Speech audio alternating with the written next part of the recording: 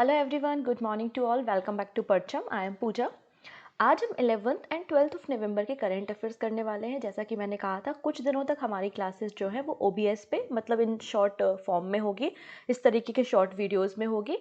कुछ समय बाद, लगभग 1 वीक के बाद, वापस से हम डिजिटल बोर्ड में अपनी क्लासेस करेंगे। जैसा कि मैंने कहा था, दिवाली का सेलिब्रेशन चल रहा है और दिवाली पे सभी लोग अपने घरों पे जाते हैं एंजॉय करने, तो मैं भी आई हुई हूँ, इसलिए यहाँ पर डिजिटल बोर्ड नहीं है। आई होप आप लोग समझ रहे होंगे। सो स्टार्ट करेंगे आज के करंट अफेयर्स को, लेकिन शुरुआत करेंगे सबसे पहले आपको विश करते हुए। So happy Diwali to all. आपकी फैमिली को, आपको दिवाली की हार्दिक शुभेच्छा और पूरे परचम के परिवार की तरफ से आपको बहुत सारी बधाइयाँ। ओके, अगर आज के क्लास के करंट अफेयर्स की पीडीएफ आपको लेनी है तो परचम के टेलीग्राम में अवेलेबल होगी। टेलीग्राम का लिंक डिस्क्रिप्शन में होगा, वहाँ से आप करंट अफेयर्स की पीडीएफ को डाउनलोड कर सकते हैं। पहले हम बात कर लेते हैं 11th और 12th ऑफ नवंबर को जो इंपॉर्टेंट डेज सेलिब्रेट हुए हैं उनके बारे में। सो यहाँ पर 12th ऑफ नवंबर को हमने सेलिब्रेट किया वर्ल्ड निमोनिया डे। हर साल 12 नवंबर को हम निमोनिया के बारे में लोगों को बताने के लिए वर्ल्ड निमोनिया डे सेलिब्रेट करते हैं, और ये आपका एक ग्लोबल इवेंट है। 2009 से इस दिन की शुरुआत हुई है। अगर हम थीम देखेंगे तो थीम है every breath count, stop pneumonia in its track. ठीक है, ये इस साल यहाँ पर थीम रही है। Every breath count, stop pneumonia in its track, यहाँ पर आपको थीम देखने को मिलेगी। नेक्स्ट है 11th ऑफ नवंबर को बहुत इंपॉर्टेंट डे था, नेशनल एजुकेशन डे। तो हर साल 11 नवंबर को हम नेशनल एजुकेशन डे सेलिब्रेट करते हैं, क्योंकि इस दिन हमारी कंट्री के जो पहले एजुकेशन मिनिस्टर होते हैं इंडिपेंडेंट इंडिया के, मौलाना अबुल कलाम आज़ाद, उनकी बर्थ एनिवर्सरी है। इसलिए हम 11 नवंबर को नेशनल एजुकेशन डे सेलिब्रेट करते हैं। अगर हम बात करें अबुल कलाम आज़ाद या मौलाना अबुल कलाम आज़ाद जी के बारे में, तो इनका कंट्रीब्यूशन एजुकेशन की फील्ड में काफ़ी ज़्यादा है। हमारी कंट्री में जो आपको ये बॉडीज़ देखने को मिलती है, जैसे कि AICTE मतलब all India council for technical education, UGC university grant commission, इसके अलावा IIT खड़गपुर जैसे इंस्टीट्यूट को सेटअप करने का क्रेडिट जो है मौलाना अबुल कलाम आज़ाद को जाता है। इन्हें 1992 में भारत रत्न, जो हमारी कंट्री का सबसे बड़ा अवार्ड है, वो भी दिया गया था। क्लियर है। इसके अलावा आज आपका एक और इम्पॉर्टेंट डिस्कशन हमें करना है about the 37th national games. आप सभी को पता है नेशनल गेम्स हो रहे थे गोवा में, और पहली बार गोवा इन नेशनल गेम्स को होस्ट कर रहा था। फाइनली नेशनल गेम्स कंक्लूड हो चुके हैं और मेडल टैली सामने आ चुकी है। कौन सा एडिशन था ये? 37th नंबर का एडिशन था। और यहाँ पे मेडल टैली में टॉप किसने किया है? महाराष्ट्र ने टॉप किया है। महाराष्ट्र ने टोटल 228 मेडल्स, 228 मेडल्स को जीता है, जिनमें से 80 गोल्ड मेडल है, 69 सिल्वर है एंड 79 ब्रोंज है। ठीक है, तो 228 मेडल किसने जीते? महाराष्ट्र ने जीते हैं, 80 गोल्ड मेडल के साथ। तो 37 नेशनल गेम में टॉप पर, या मेडल टैली के टॉप पर कौन हो जाएगा? महाराष्ट्र हो जाएगा। अच्छा, जो भी टीम बेस्ट परफॉर्मेंस करता है और मेडल टैली में नेशनल गेम्स के टॉप पर होता है, तो उसको एक और ट्रॉफी दी जाती है, राजा भलिंदर सिंह ट्रॉफी। राजा भलिंदर सिंह ट्रॉफी, जो कि पटियाला के राजा थे उस समय के, तो ये क्रिकेट से एसोसिएटेड थे। ठीक है, तो राजा भलिंदर सिंह ट्रॉफी जो है वो दी जाती है जो भी स्टेट या जो भी टीम बेस्ट परफॉर्मेंस करती है और सबसे ज़्यादा गोल्ड मेडल को जीतती है नेशनल गेम्स में। महाराष्ट्र मेडल टैली पे सेकेंड टाइम टॉप पर आया है। इसके पहले 1994 में भी टॉप पर आया था महाराष्ट्र, मतलब लास्ट जो उसका सबसे बेस्ट था वो 1994 में टॉप पर था, और अभी 2023 के जो नेशनल गेम्स हुए हैं उसमें भी महाराष्ट्र टॉप पर है। ठीक है, गोवा की 5 अलग अलग सिटीज़ में नेशनल गेम्स खेले गए थे, पहली बार गोवा ने इनको होस्ट किया था। क्लियर है इतनी चीज़ें। यहाँ पे जो क्लोजिंग सेरेमनी हुई है वो श्यामा प्रसाद इंडोर स्टेडियम पणजी में हुई थी, जिसमें वाइस प्रेसिडेंट भी प्रेजेंट थे, जगदीप धनखड़ जी। इंडियन ओलंपिक एसोसिएशन की प्रेसिडेंट PT उषा यहाँ पे शामिल थी, और चीफ मिनिस्टर गोवा के डॉक्टर प्रमोद सावंत भी यहाँ पर शामिल थे। तो फर्स्ट नंबर पे है महाराष्ट्र, सेकेंड नंबर पे आई है सर्विसेज, एंड थर्ड नंबर पे आपको हरियाणा स्टेट देखने को मिलेगा। आप चाहें तो मेडल टैली को यहाँ भी देख सकते हैं कि टॉप पर महाराष्ट्र है, 228 मेडल्स है, 80 इसमें गोल्ड मेडल है। सेकंड नंबर पे सर्विसेज है, 126 मेडल्स। थर्ड नंबर पे हरियाणा स्टेट है, 192 मेडल्स पे। क्लियर है इतनी चीज़ें। अब थोड़ी सी बातें अगर हम भलिंदर सिंह के बारे में करें, तो इनका जन्म 1919 में पटियाला पंजाब में हुआ था। ठीक है, पटियाला के जो किंग थे उनके ये बेटे थे, और इनका जो रिलेशन है ये क्रिकेट से रहा है। इसलिए जो भी टीम सबसे ज़्यादा गोल्ड मेडल जीतती है नेशनल गेम्स में, तो उसे ये ट्रॉफी दी जाती है। ठीक है, अब बात करते हैं बेस्ट वीमेन एथलीट ट्रॉफी। तो बेस्ट वीमेन एथलीट ट्रॉफी जो है वो किसे दी है? तो प्रणति नायक और संयुक्ता काटे को बेस्ट वीमेन एथलीट ट्रॉफी दी है, वहीं बेस्ट मैन एथलीट ट्रॉफी किसे दी गई है? श्री हरि नटराज को दी गई है। तो श्री हरि नटराज का नाम भी याद रखना है। अब बात करेंगे 38 नंबर के नेशनल गेम। 37 के तो कंक्लूड हो गए हैं। 38 नंबर के जो नेशनल गेम्स हैं वो उत्तराखंड में खेले जाएंगे। तो गोवा के द्वारा जो टॉर्च होती है वो उत्तराखंड को दे दी गई है 38 नेशनल गेम्स को ऑर्गेनाइज कराने के लिए। तो ये कुछ इंपॉर्टेंट बातें हैं जो हमने डिस्कस की हैं। इसके पहले बहुत सारे प्लेयर्स भी बीच बीच में मैंने डिस्कस किए हैं जो आपने पढ़े हैं। क्लियर? अब दिवाली का त्यौहार चल रहा है, फेस्टिव सीजन है, तो ऑब्वियस सी बात है बहुत सारी सेल चलती हैं, बहुत सारे ऑफर्स चलते हैं। तो एक बार आप लोग परचम के एप्लीकेशन पे विजिट कर लेंगे। ऑब्वियस सी बात है कुछ ना कुछ ऑफर वहाँ पर आपको इंटरेस्टिंग सा मिलने वाला है, जिसके जरिए आप एसएससी जनरल अवेयरनेस के कोर्स को परचेस कर सकते हैं। ये जनरल अवेयरनेस का कोर्स टारगेट करता है 2024 को, जो आपकी तैयारी को और भी अच्छा बनाएगा। ठीक है, डिस्क्रिप्शन में लिंक मिल जाएगी, तो लिंक पे क्लिक करके आप इस कोर्स तक पहुंच सकते हैं। अदरवाइज प्ले स्टोर से आप परचम एप्लीकेशन के जरिए भी कोर्स को परचेस कर सकते हैं। आइए अब बात करते हैं कुछ और इम्पॉर्टेंट पर्सन जो न्यूज़ में है।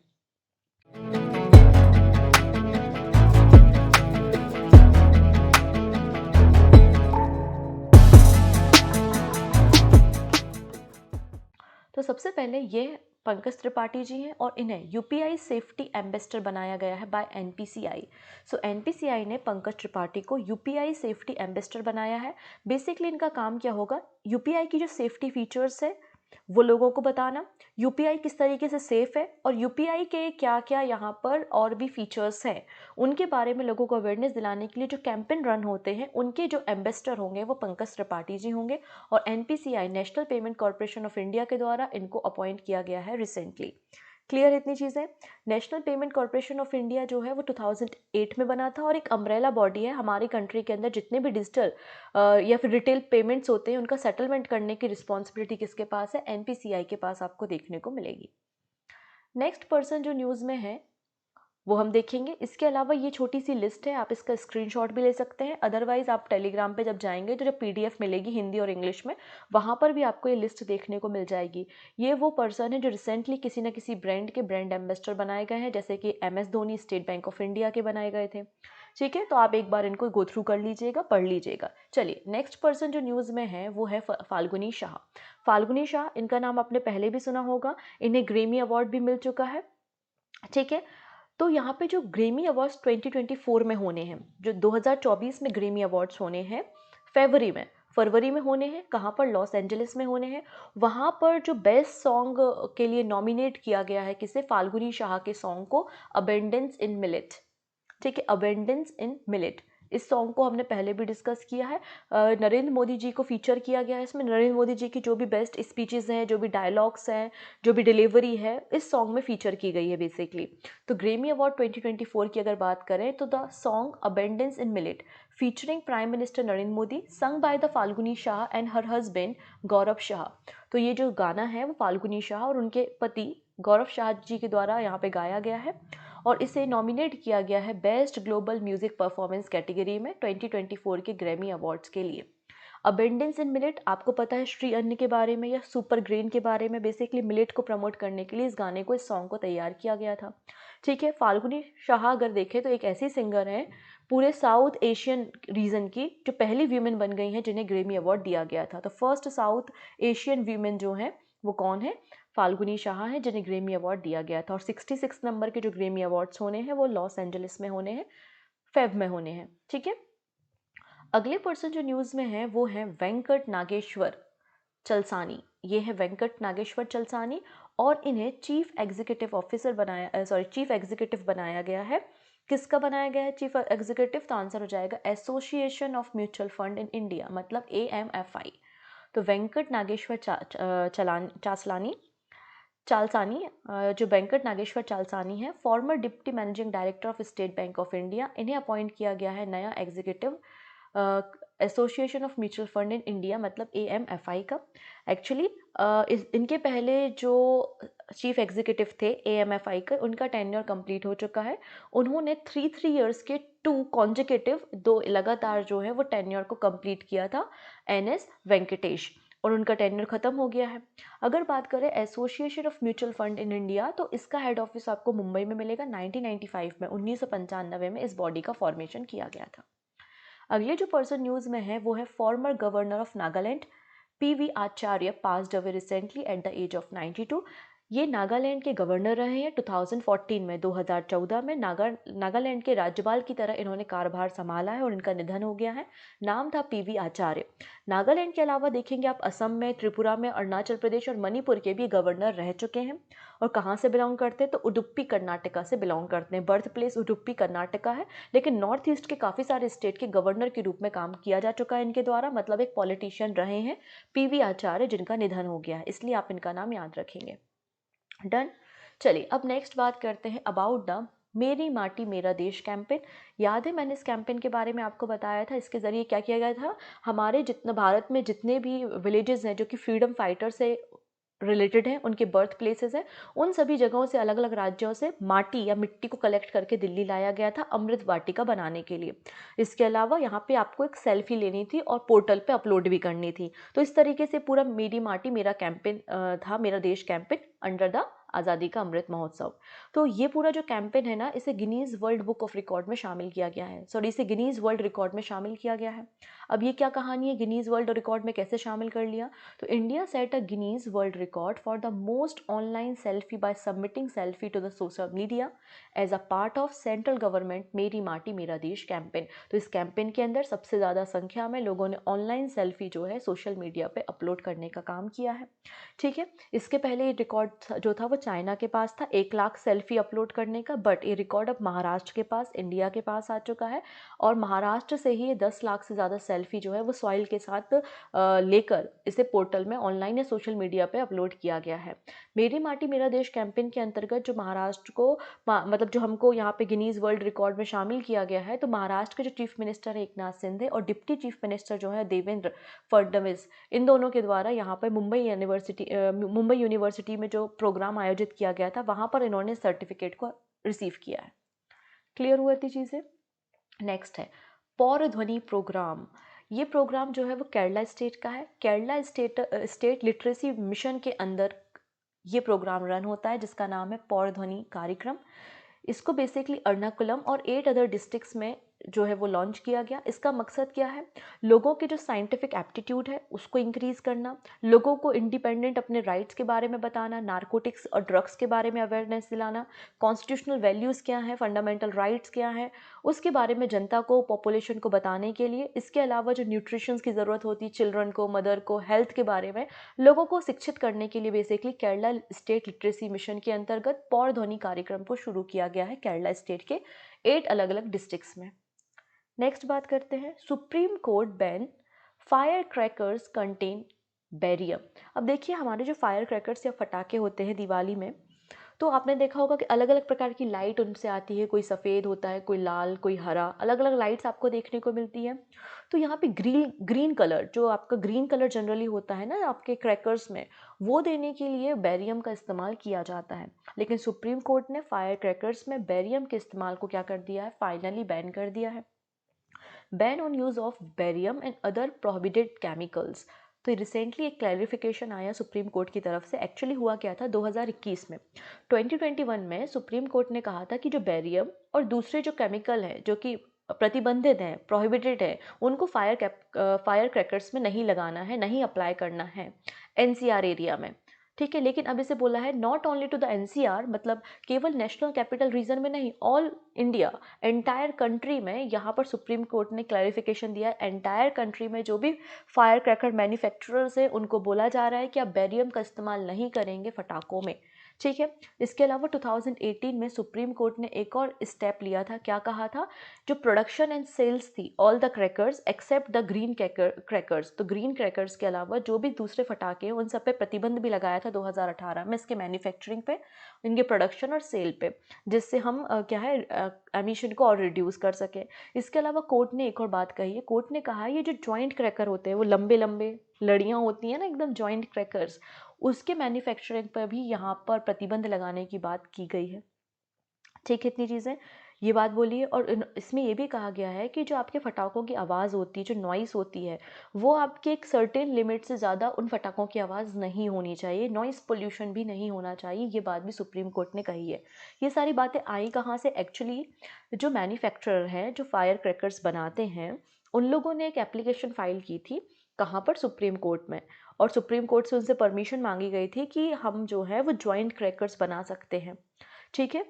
तो ये बात वहाँ पे बोली गई थी, तो फाइनली ये सारी बातें सुप्रीम कोर्ट की तरफ से हमको देखने को मिलेंगी। 2020 में जो हमारा एनजीटी मतलब नेशनल ग्रीन ट्रिब्यूनल है, उसने तो ऑलरेडी सारे टाइप के जो फायर क्रैकर्स हैं नेशनल कैपिटल रीजन में बैन करके रखे हुए हैं बाय एनजीटी।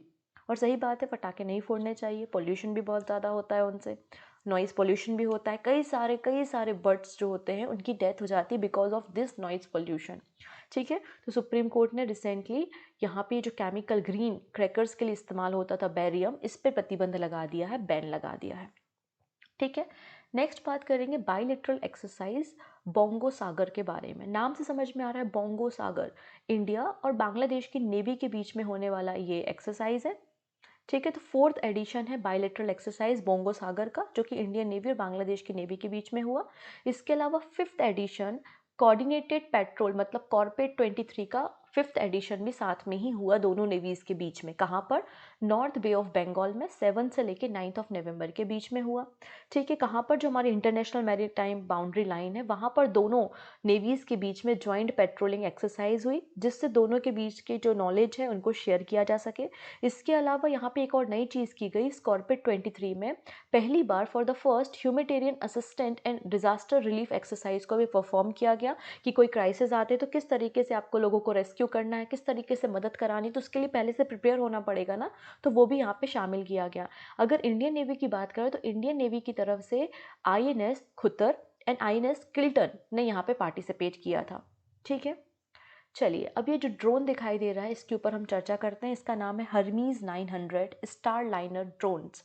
तो इंडियन गवर्नमेंट के द्वारा अप्रूवल दे दिया गया और इंडियन आर्मी में बहुत ही जल्दी इन ड्रोन्स को शामिल किया जाएगा, ठीक है। आइए इसके बारे में बात करेंगे। तो इसराइल की टेक्नोलॉजी से डेवलप ये ड्रोन है, पहली चीज़ तो ये है। India is set to acquire additional Israel made Hermes star line 900 drones, जो कि इंडियन नेवी की जो सर्वेलाइंस कैपेसिटी है नदन बॉर्डर में उसको और भी ज़्यादा इम्प्रूव करेगा। ये जो आपका ड्रोन है इसको इसराइल के द्वारा तैयार किया है, Israeli made medium altitude long endurance unmanned aerial vehicle या ड्रोन जो है वो ये हर्मीज़ है, जिसकी वेट कैपेसिटी 600 केजी की है। और इसका जो लार्जेस्ट वेरिएंट है वही हर्मीज़ 900 जो हमें पिक्चर में दिखाई दे रहा है। ये 30,000 की फीट पे उड़ान भर सकता है और इसका जो टाइमिंग है वो कितना है, 36 आवर्स तक ये फ्लाइट कर सकता है, ठीक है। नेक्स्ट बात करते हैं एक रोबोट के बारे में। ये है वर्ल्ड की पहली AI human like robot CEO, जिनका नाम है मीका। तो अगर पूछ लिया जाए कि वर्ल्ड की पहली एआई सीईओ कौन है तो आंसर हो जाएगा मीका है। इसे रिसेंटली यहाँ पे तैयार किया गया है, पोलैंड की एक कंपनी हंसन रोबोट एंड डिक्टेटर के द्वारा इसे बेसिकली तैयार किया गया और नाम क्या है, मीका। इससे क्या होगा, एक तो एआई की जो फील्ड है उसमें लीडरशिप स्किल इंप्रूव होगी, लेकिन जॉब सिक्योरिटी को भी यहाँ पे खतरा हो जाएगा। डन। नेक्स्ट है, for the first time Indian banana were exported to the Europe by the sea route. पहली बार इंडियन बनाना को सी रूट के जरिए यूरोप में भेजा जा रहा है और अपेडा के द्वारा ये पूरे कार्यक्रम को ऑर्गेनाइज कराया गया है। The first consignment of banana from India to Europe by sea route was flag off. और ये जो पूरा कार्यक्रम ऑर्गेनाइज किया है वो अपेडा मतलब agriculture and process food product export development authority के द्वारा तैयार किया गया है। मकसद क्या है कि इंडियन जो बनाना है उनका एक्सपोर्ट यूरोपियन मार्केट में और भी ज़्यादा इंक्रीज़ हो, यूरोपियन मार्केट में शेयर और भी ज़्यादा इंक्रीज़ हो, इसलिए पहला कंसाइनमेंट भेजा गया और इस कंसाइनमेंट में आपको 19.50 मेट्रिक टन बनाना देखने को मिल जाएंगे। कहाँ से लॉन्च किया गया है तो जवाहरलाल नेहरू पोर्ट ट्रस्ट जो मुंबई है उस पोर्ट से यहाँ पे पहले कंसाइनमेंट को भेजा गया है, ठीक है। तो बेसिकली अपेडा इसे ऑर्गेनाइज कर रहा है और किसकी मदद से, तो यहाँ पर एक INI फर्म प्राइवेट लिमिटेड दिख रही है, मुंबई की एक फर्म है, इनके ज़रिए बनाना को एक्सपोर्ट किया जा रहा है। अब बातें करेंगे हम अपेडा के बारे में। तो agriculture proceed food product export development authority APEDA कहलाती है, एक स्टैचुरी बॉडी है जिसको हमने 1985 के एक एक्ट के बाद 1986 में तैयार किया था। न्यू दिल्ली में हेड ऑफिस है और ministry of commerce and industry के अंदर ये काम करती है। इसका मकसद क्या है, बेसिक इसका जो मेजर फंक्शन ये है वो हमारे देश की जो फ्रूट है, वेजिटेबल है, दूसरे फूड प्रोडक्ट्स हैं उनको इंटरनेशनल मार्केट में एक्सपोर्ट करना, और दूसरी चीज़ों को इम्पोर्ट करना, मॉनिटर करना, बेसिकली ये इसका फंक्शन होता है। ठीक है, नेक्स्ट है CJI chief justice of India के द्वारा मीति कैफ़े को इनॉग्रेट किया गया, मीति कैफ़े को लॉन्च किया गया सुप्रीम कोर्ट के प्रमाइसेस में। ठीक है, अब ये मीति कैफ़े क्या है इस पे चर्चा करेंगे। तो DY चंद्रचूड़ जो कि हमारे चीफ जस्टिस ऑफ इंडिया हैं, उनके द्वारा एक यूनिक मीते कैफ़े को शुरू किया गया है सुप्रीम कोर्ट ऑफ इंडिया के प्रमाइसेस के अंदर। और ये जो कैफ़े, इसकी खास बात क्या है, ये पूरा कैफ़े रन एंड मैनेज किसके द्वारा किया जाएगा? जो इंडिविजुअल्स जो आपके डिसेबिलिटी के शिकार हैं, या जिनको दिखाई नहीं देता या सुनाई नहीं देता, या फिर आप सेरेबल पैलेसी के जो शिकार हैं, मतलब जो फिजिकली डिसेबल्ड पर्सन हैं, उन लोगों के द्वारा कंप्लीटली ये मैनेज एंड रन किया जाएगा। ठीक है, इतनी चीज़ें। मिति कैफ़े का फाउंडेशन स्टोन किसने रखा था? तो एलिना एलम ने 2017 में रखा था।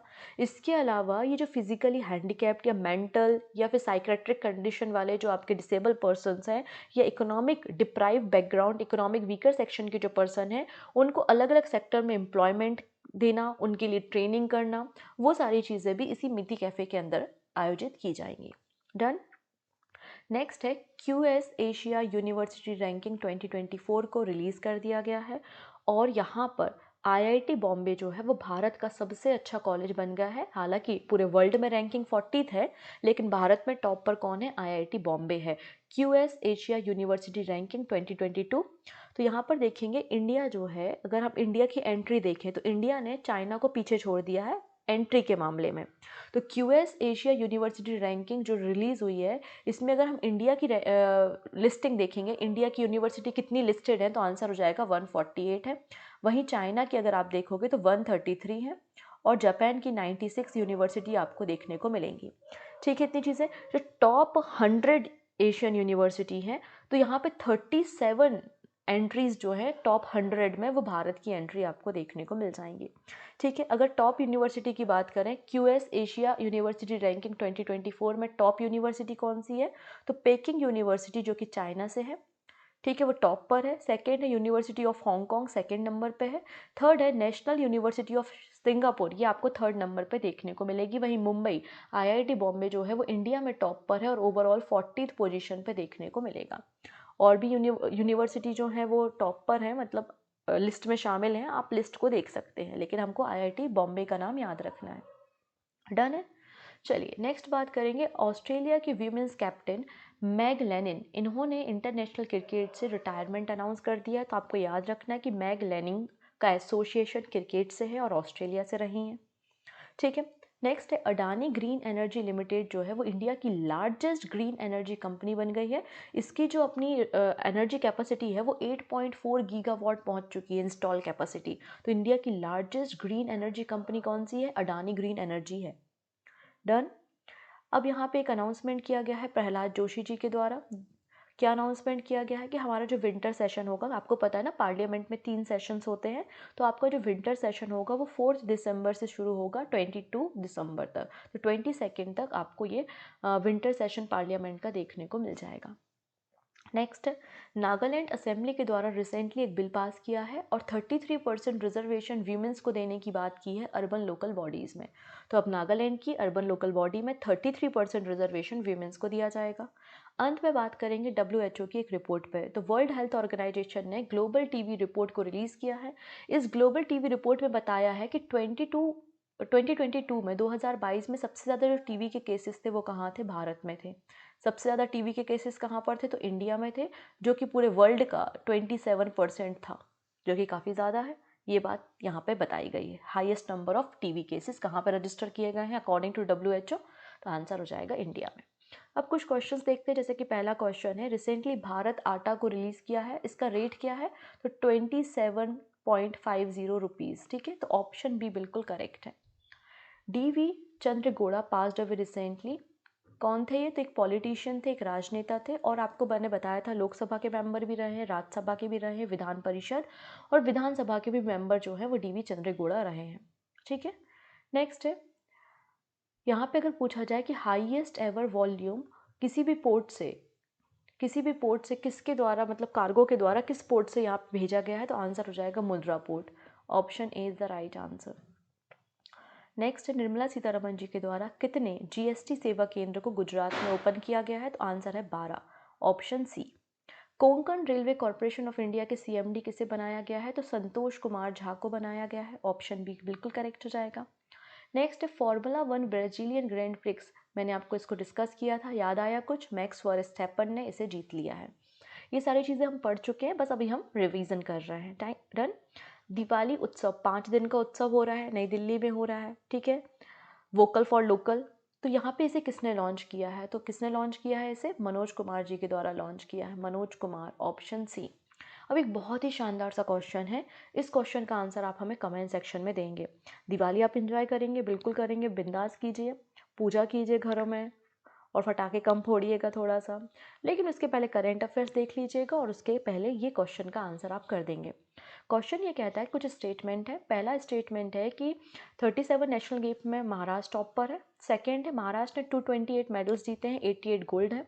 थर्ड है, गोवा ने यहाँ पे सेकेंड टाइम नेशनल गेम्स को होस्ट किया है। एंड थर्ड है, हरियाणा जो है वो थर्ड पोजीशन पे। कौन से इनकरेक्ट है? इनकरेक्ट स्टेटमेंट कौन से हैं? जो भी इनकरेक्ट है आप हमें बताएंगे कमेंट सेक्शन में।